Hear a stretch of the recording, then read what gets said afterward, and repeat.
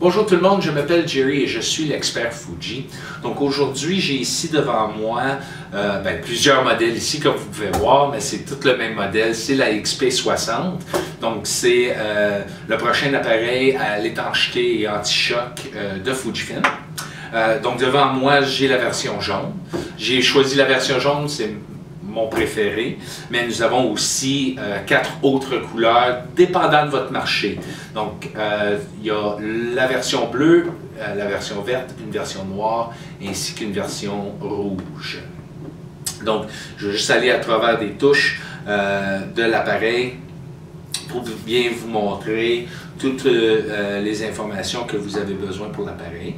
Donc, sur le devant du boîtier, nous avons ici le flash, ainsi que une LED pour aider à illuminer soit sous l'eau. Ça, c'est plus pour sous l'eau que d'autres choses.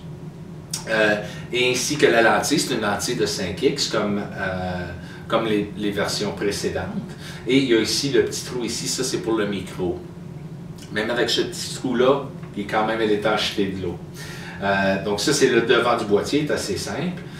Sur le dos du boîtier, nous avons l'écran. Les touches du zoom ici en haut. En dessous, ceci, nous avons la touche pour le zoom, pour le vidéo, c'est-à-dire, donc à une touche, vous avez accès aux vidéos. Votre molette de contrôle, donc la touche de menu, ainsi que les 4 touches gauche-droite, en haut et en bas. Et aussi, dépendant de dans quel mode que vous êtes, vous avez aussi le mode de macro et les différents modes de flash, le retardateur ainsi que la compensation d'exposition. Mais en mode de visionnement, il y a aussi la petite poubelle, donc ceci vous aide à effacer une image assez vite et rapidement pour les images qui sont échouées ou qu'on ne désire pas garder. Et donc en dessous de ceci, nous avons la touche pour le visionnement de photos ainsi que la touche Displayback. Cette touche ici, le Displayback, choisit différentes informations sur l'écran que vous désirez. Donc, sur le côté droit de l'appareil, nous avons la porte de pile et accès à la carte mémoire. Et nous avons une nouvelle version, un nouvel style d'ouverture de porte ou de fermeture. Et donc ici, il y a un petit bouton au fond, ou au centre, c'est-à-dire. Et pour ouvrir la porte, on doit peser sur le petit bouton pour faire la rotation. Donc ça s'assure qu'elle ne va pas s'ouvrir accidentellement sous l'eau ou à n'importe quel autre temps.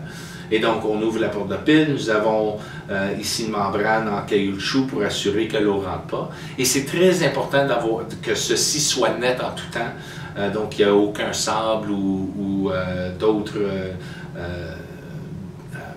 débris ici qui pourraient causer que l'eau rentre.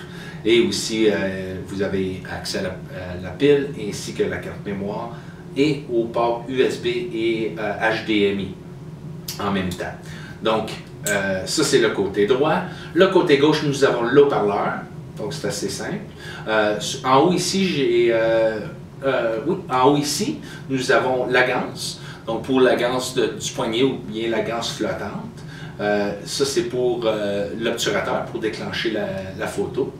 La touche on-off qui est ici sur le côté et juste à côté nous avons une touche spéciale pour les rafales.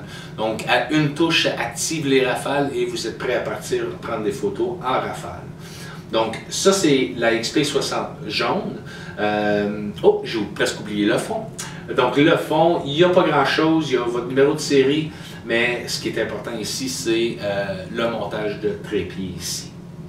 Donc nous avons couvert tous les côtés du boîtier. Donc ça, c'est le nouveau appareil, la XP60,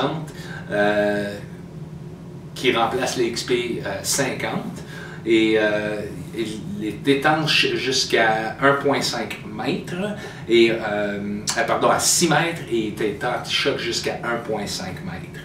Donc, je vous encourage énormément de nous suivre pour plus d'informations sur soit les modèles XP ou tout autre modèle Fujifilm, que ce soit la série X ou FinePix. Merci.